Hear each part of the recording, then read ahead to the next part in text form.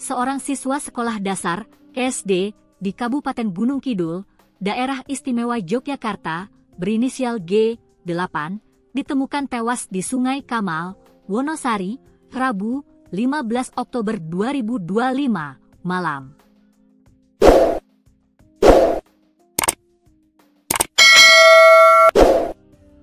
Korban tenggelam saat mengikuti kegiatan pramuka mencari daun obat-obatan bersama teman-temannya. Kapolsek Wonosari, Edi Purnomo, mengatakan korban ditemukan di dasar sungai dengan kedalaman sekitar 2 meter.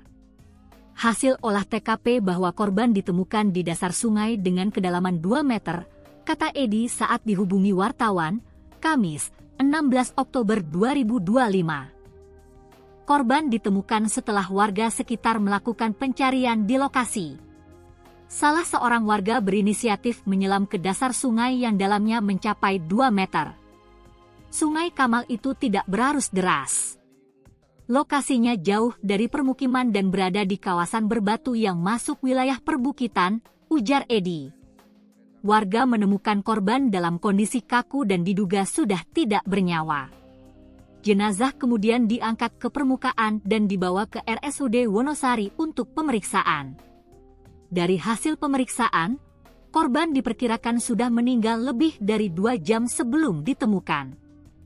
Kondisi fisik korban sudah ada lebam mayat, wajah pucat, kulit pucat, dan mengeluarkan darah di bagian lubang telinga kiri, diduga karena benturan di kepala belakang sebelah kiri, jelas Edi.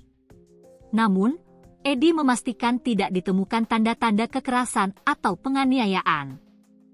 Pemeriksaan secara fisik tidak ditemukan tanda kekerasan atau penganiayaan, katanya. Korban kemudian dimakamkan pada Rabu malam. Kepala Dinas Pendidikan Kabupaten Gunung Kidul, Dunuk Setiawati, membenarkan bahwa korban merupakan siswa kelas 2 SD Negeri Kamal yang tengah mengikuti kegiatan pramuka di sekitar sekolah.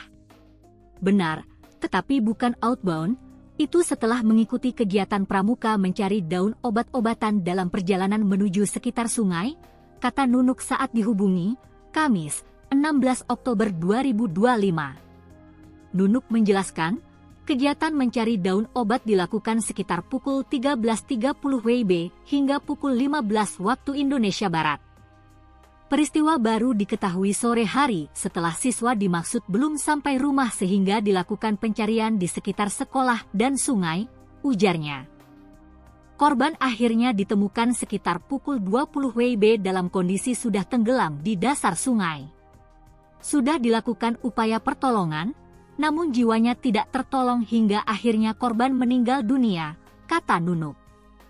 Pihak Dinas Pendidikan Gunung Kidul masih akan melakukan penelusuran lebih lanjut ke sekolah terkait kronologi lengkap kejadian tersebut. Nanti klarifikasi lagi ke sekolah, secara resmi, ucap Nunuk.